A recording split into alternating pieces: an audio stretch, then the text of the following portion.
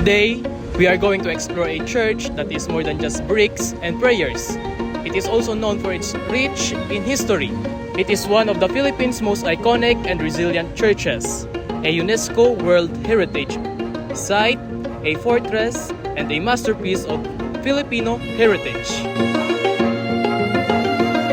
Welcome to Miagao Church, where faith meets the purpose. Miagao Church, also known as Santo Tomas de Villanueva Parish Church, was built in 1787 and finished in 1797.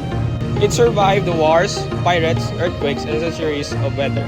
But did you know that the current church is the third church that was built in this town? Let's dive into the brief timeline.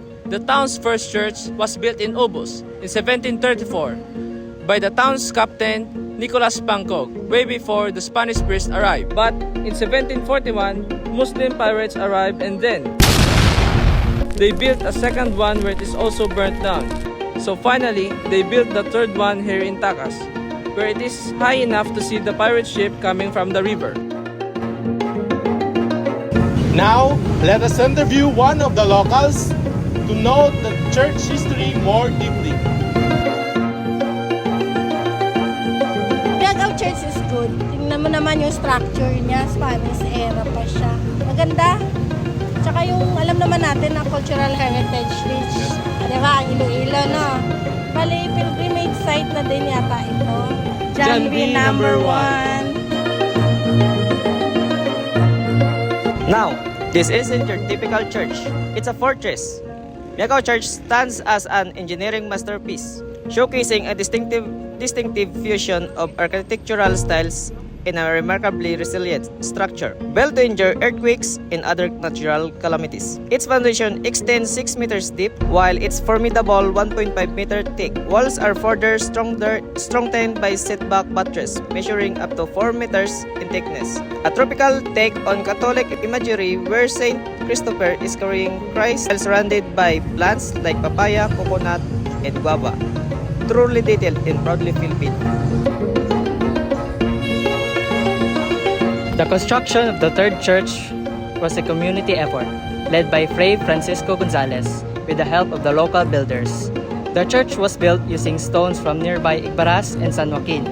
It was built in a Baroque Romanistic style with a tropical twist, something you'll only see in Philippine colonial churches.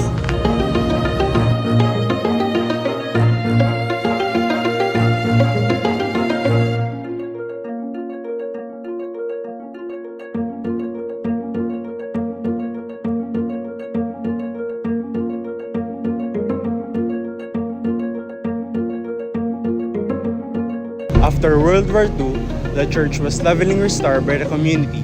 In 1963, it got a historical marker from the Philippine Historical Commission. Then, in 1973, it declared as a national shrine, the biggest recognition. It became a part of the UNESCO World Heritage List. It was even given to the Pope John Paul II. Miagao Church has had 37 priests since 1734. Like a Filipino scholar, Father Tiangso, a priest, writer, and orator. But what keeps this place really alive is the people, where devotion and unity thrives.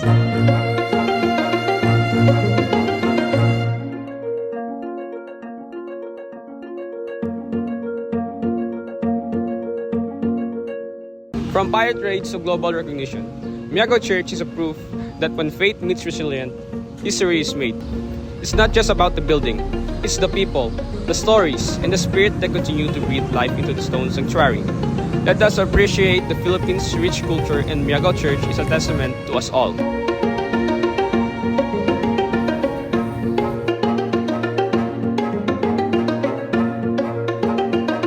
We are the Voyagers, sailing back to the past and navigating the future.